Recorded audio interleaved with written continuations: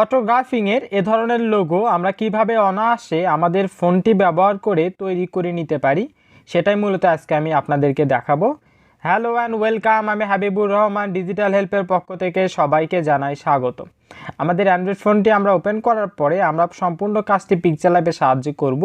Just পিকচারল্যাবটি open করব। পিকচারল্যাবটি open করার পরে এখানে যে লেখাটি থাকে বা টেক্সটটি থাকে সেখানে ডবল ক্লিক দিয়ে আমরা জাস্ট নামটি লিখব, যে নামে আমরা লোগোটা তৈরি করতে যাচ্ছি। জাস্ট নামটি লেখার পরে একটু বড় করে নিব, নেওয়ার পর একটু স্ক্রল ডাউন করে এখান থেকে ফ্রন্ট নামে একটা অপশন আমরা পেয়ে যাব। সেখানে একটা ক্লিক দিয়ে আমরা মাই ফ্রন্টে চলে যাব। জাস্ট মাই ফ্রন্টে যাওয়ার পরে আমরা এই ফ্রন্টটি সিলেক্ট করব। আর এই ফ্রন্টের লিঙ্কটা আমার ভিডিও ডিসক্রিপশনে আমি দিয়ে রাখছি, আপনারা সেখান থেকে এটা ডাউনলোড করে নিতে পারেন।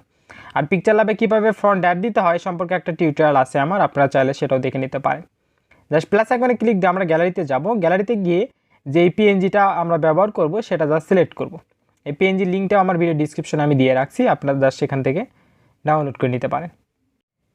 জাস্ট পিএনজিটি আমরা ছোট করে দিয়ে এখানে বসে দেব। জাস্ট এভাবে আমরা এটা বসে দেবো। এটা বসে দেওয়ার পরে আমরা হলো যে প্লাস আইকনে ক্লিক দিব, দেওয়ার পরে আমরা শেপ নিব। শেপ নেওয়ার পরে শেপটা একবারে হলো যে পাতলা করে দিব বা চিকন করে নিব। এভাবে নেওয়ার পরে আমরা জাস্ট এটা টেনে নিচে নিয়ে আসবো। জাস্ট লেখার নিচে নিয়ে আসবো। লেখার নিচে নিয়ে আসার পরে প্লাস আইকনে ক্লিক দিয়ে আমরা জাস্ট আবার টেক্সট নিব। টেক্সট নেওয়ার পরে আমরা হলো যে ফটোগ্রাফার লিখবো। এখানে জাস্ট আমরা এটা লিখি। জাস্ট ফটোগ্রাফার লেখার পরে আমরা জাস্ট ওকেতে একটা ক্লিক দিয়ে দিব। জাস্ট এটা হয়ে যাওয়ার পরে আমরা হলো যে পরবর্তী স্টেপ যেগুলো আছে সেগুলো কিন্তু অনায়াসে করে নিতে পারবো। জাস্ট ফটোগ্রাফার লেখার পরে আমরা টিক চিহ্নতে ক্লিক দিয়ে এটা আমরা মাঝখানে নিয়ে আসার চেষ্টা করব। জাস্ট মাঝখানে নিয়ে আসার পরে আমরা হলো যে এটার যে ফন্ট সেটাও কিন্তু চেঞ্জ করব। তার আগে আমরা যদি এটা সবগুলোর মার্সেল করে দেবেন। যদি ফন্টটা চেঞ্জ করার প্রয়োজন মনে করেন সেক্ষেত্রে কিন্তু ফন্টটা পরিবর্তন করতে পারেন। আমি এক্ষেত্রে ফন্টটা পরিবর্তন করলাম না।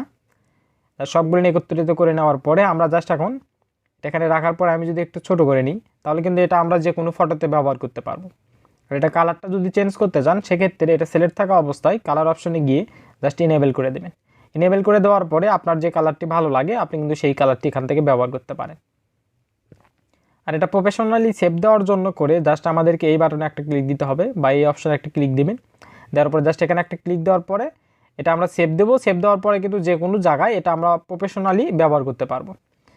সেভ বাটনে ক্লিক দিয়ে সেভ অ্যাজ ইমেজ একটা ক্লিক দিতে হবে আমাদেরকে। সেভ অ্যাজ ইমেজে ক্লিক দেওয়ার পরে এখান থেকে ডিফল্ট লেখা থাকে দেখবেন, জাস্ট সেখানে একটা ক্লিক দিয়ে এখান থেকে আলট্রাতে একটা ক্লিক দিয়ে সেভ টু গ্যালারিতে দিলে এটা অটোমেটিকলি আমাদের গ্যালারিতে সেভ হয়ে যাবে এবং এটা কিন্তু আমরা অনায়াসে যে কোনো জায়গায় ব্যবহার করতে পারবো। সবাইকেই ধন্যবাদ আমার টিউটোরিয়ালটি সম্পূর্ণ দেখার জন্য।